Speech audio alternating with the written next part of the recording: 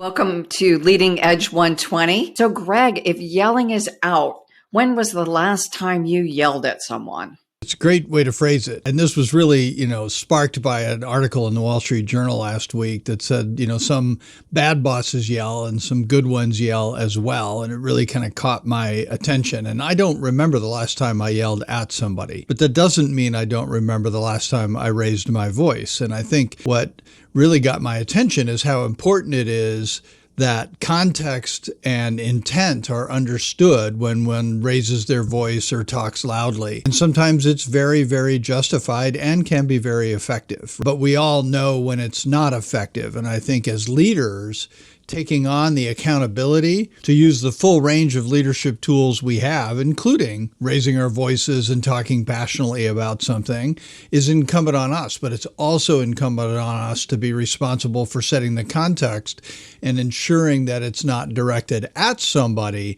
but rather directed about the thing that needs to get done or the topic that needs to be covered. So you mentioned in our conversation earlier the idea that if you are inclined to be passionate too often, people will ignore you.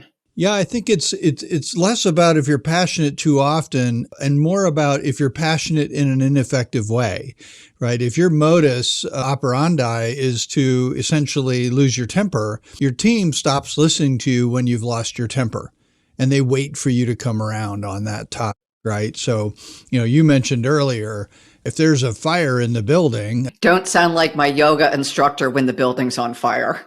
There you have it.